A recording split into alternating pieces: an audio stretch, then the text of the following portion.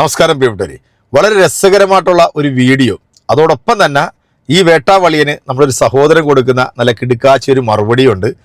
ഈ BJP RSS എന്ന് പറയുമ്പോൾ തന്നെ നമുക്കറിയാമല്ലോ, ലക്ഷ്യേഷവും ബുദ്ധിയും അല്ലെങ്കിൽ ബുദ്ധിയുള്ളവൻ BJPയിലേക്ക് പോകണം എന്ന് വിചാരിച്ചാൽ തന്നെ അവൻ്റെ തലച്ചോറിൻ്റെ ഭാഗത്ത് മൊത്തം പിന്നെ ചാണകമായിരിക്കും. പിന്നെ പ്രവർത്തിക്കുന്നതും ചിന്തിക്കുന്നതൊക്കെ ആ ഒരു രീതിയിലായിരിക്കും. അപ്പോൾ ഇത്തരം ആളുകൾ ചർച്ചയ്ക്ക് വന്നിരിക്കുമ്പോഴത്തേക്ക് ഇവർ പറയുന്ന കേൾക്കുമ്പോൾ തന്നെ നമുക്ക് സത്യം പറയാമല്ലോ ചിരി വരും. കാരണം പിടിവിട്ട് പോയ വള്ളികളായിരിക്കും ഈ വന്നിരിക്കുന്നതെല്ലാം. ഇപ്പം നമ്മുടെ തൃശ്ശൂരിലെ നമ്മുടെ ഗോപിത്തമ്പുരാൻ കാണിക്കുന്ന ഗോപ്രായങ്ങളൊക്കെ നിങ്ങൾ കണ്ടു കാണുമല്ലോ അല്ലേ?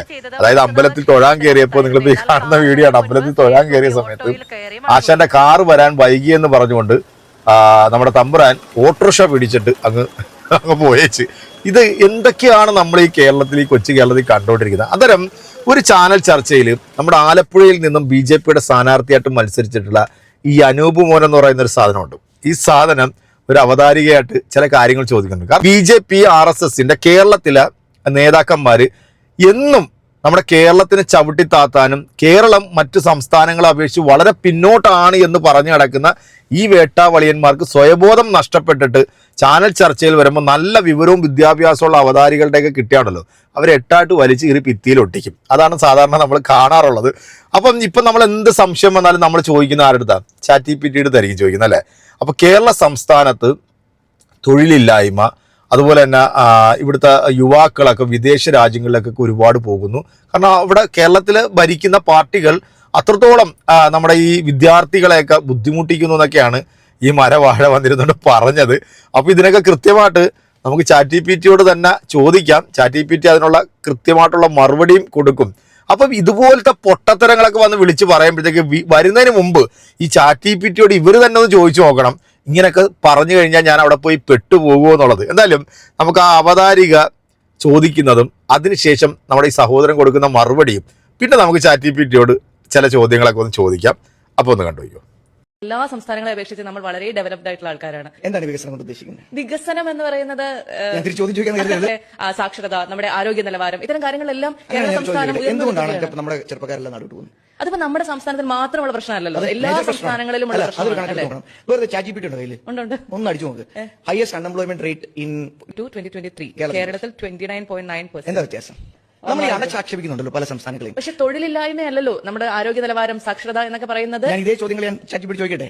ഗുജറാത്തിലെ ആരോഗ്യ നിലവാരം അവന്റെ പട്ടിത്തലയും വെച്ചുകൊണ്ട് വന്നിരുന്നോണ്ട് വിവരക്കേട് തന്നെ വിളിച്ച് ഓതിക്കൊണ്ടിരിക്കുകയാണ്. ബോധമില്ല, വിവരമില്ല, 10 പൈസയുടെ വെളിവില്ലമാർക്ക്. കേരള ഗവൺമെന്റ് എല്ലാ മേഖലയും ഒരേപോലെ ഉയർത്തിക്കൊണ്ടു വരും പോലെ നിന്റെ ഒന്നും 10 ജനറേഷന് പോലും മുക്രിയിട്ട സാധിക്കില്ല. നിന്റെയൊക്കെ ഫ്രീസറിൽ എടുത്തു വെച്ചേക്കണ ചാണകത്തലയും കൊണ്ട് നീയൊക്കെ ഒന്ന് ചിന്തിച്ചു നോക്ക്. ഭൂമിശാസ്ത്രപരമായിട്ട് പോലും മറ്റുള്ള സംസ്ഥാനങ്ങളെ വെച്ച് നോക്കുമ്പോൾ കേരളം വളരെ പിന്നിലാണ്. എന്നിട്ട് പോലും കാർഷിക മേഖലയിൽ നമ്മൾ 16ാം സ്ഥാനത്താണ്. പിന്നെ ഗുജറാത്തിലെ ആരോഗ്യ നിലവാരം നിന്നെ പട്ടി ഉണ്ടാക്കി വിട്ടതാണെങ്കിൽ നീ ഒന്ന് സെർച്ച് ചെയ്ത് നോക്കണം. വെറുതെ ഇരിക്കുമ്പോ, ഒറ്റയ്ക്ക് ഇരിക്കുമ്പോ അത് നിന്റെ കഴുത ചാണകത്തല വെച്ചായിട്ട് കേരളമായിട്ടൊന്ന് കമ്പയർ ചെയ്ത് നീ നോക്കണം. അല്ലാതെ നിന്റെയൊക്കെ പട്ടി വെറ്റ നോർത്ത് ഇന്ത്യക്കാർ വന്നിട്ട് ഇവിടെ പെറ്റ് പെരുകും പോലെ എല്ലാ കാര്യങ്ങള് മനസ്സിലാക്കിയിരിക്കുക. നോർത്ത് ഇന്ത്യയിൽ BJP ഇതിനു മാത്രം കൂടെ ഒലത്തി വെക്കുന്നുണ്ടെങ്കിൽ എന്തിനാണ് ഇവരൊക്കെ വന്നിട്ട് കേരളത്തിൽ അട്ടിപ്പേറ് കിടക്കുന്നത്? എന്തിനാണ് കേരളത്തിൽ വന്ന് തോട്ടിപ്പണി എടുക്കുന്നത്? നോർത്ത് ഇന്ത്യയിലെ മറ്റുള്ള സ്റ്റേറ്റുകളെ ഒന്നും ആശ്രയിക്കാതെ മലയാളികള് ലോക രാജ്യങ്ങളെ ആശ്രയിക്കുന്നു. അതിന് കാരണം ഇവിടുത്തെ ഉന്നത വിദ്യാഭ്യാസമാണ്. നോർത്ത് ഇന്ത്യയിൽ അഴുക്ക് ചാലുകളിലും സെപ്റ്റിക് ടാങ്കിലും കിടന്നും മരിക്കുന്ന കുറെ ജനങ്ങളുണ്ട്.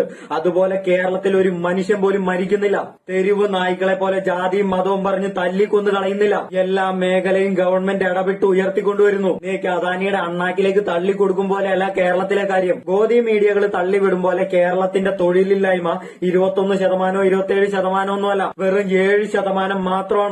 കേരളത്തിലുള്ള ജനങ്ങൾക്ക് അവരുടെ വിദ്യാഭ്യാസത്തിനനുസരിച്ചുള്ള ജോലി ഇന്ത്യയെ പോലുമില്ല. ലോക സാമ്പത്തിക ശക്തിയിൽ 4ാം സ്ഥാനത്ത് നിൽക്കുന്ന ഇന്ത്യക്ക് എന്തുകൊണ്ട് ഇത് പരിഹരിക്കാൻ കഴിയുന്നില്ല? അപ്പം മനസ്സിലാക്കുക, കേരളത്തിലുള്ള ജനങ്ങളുടെ വിദ്യാഭ്യാസത്തിനനുസരിച്ചുള്ള ജോലി കൊടുക്കാൻ ഈ പറയുന്ന ഇന്ത്യ ഭരിക്കുന്ന നരേന്ദ്രമോദി സർക്കാരിന് പോലും കഴിവില്ല. കേരളത്തിന് സ്വയം പ്രാപ്തി നേടിയെടുക്കാൻ കഴിയാത്ത രീതിയിൽ നമ്മുടെ നികുതി വരുമാനം പോലും ഇവന്മാർ പിടിച്ചു വെക്കുന്നു.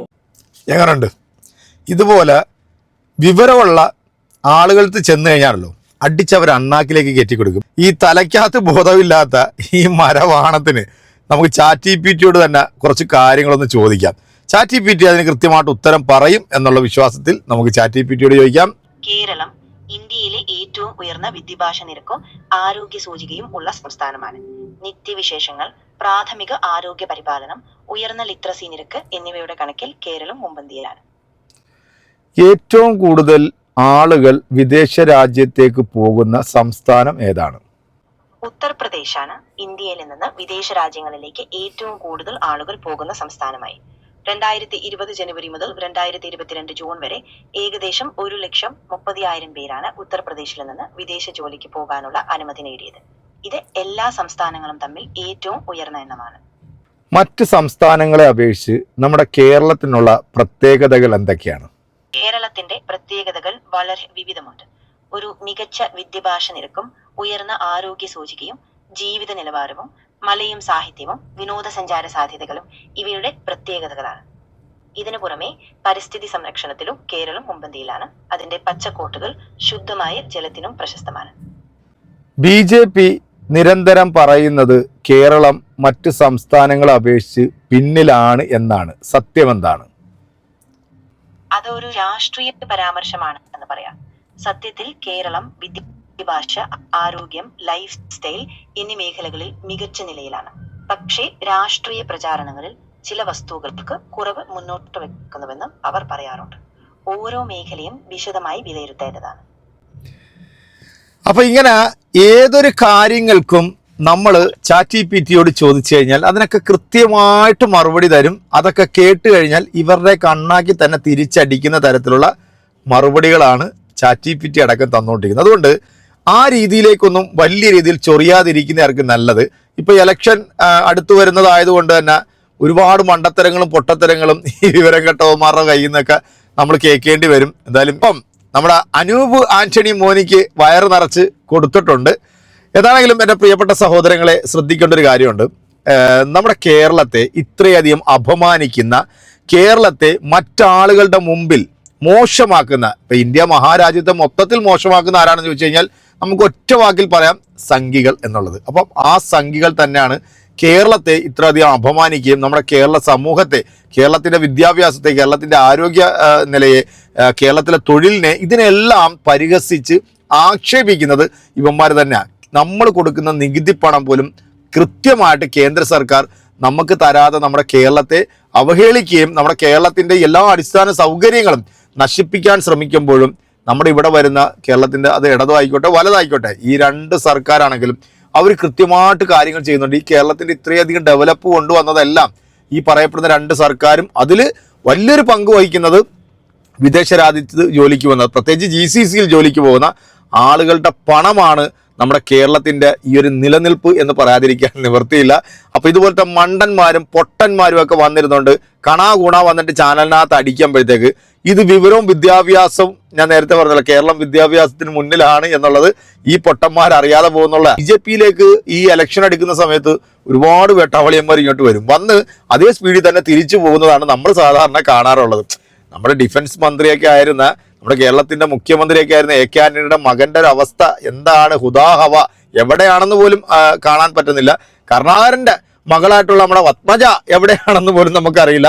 ഒരെണ്ണത്തിനെ ഇവിടെ ജയിപ്പിച്ചു വിട്ടത് തന്നെ അവിടുത്തെ ജനങ്ങൾക്ക് അമളി പറ്റി എന്ന് പറഞ്ഞിരിക്കുന്ന ഒരു വിഭാഗമാണ്. എന്തായാലും എൻ്റെ പ്രിയപ്പെട്ട പ്രേക്ഷകരെ, ChatGPTയും കൃത്യമായിട്ട് മറുപടി കൊടുത്തിട്ടുണ്ട്, നമ്മുടെ സഹോദരനും മറുപടി കൊടുത്തിട്ടുണ്ട്.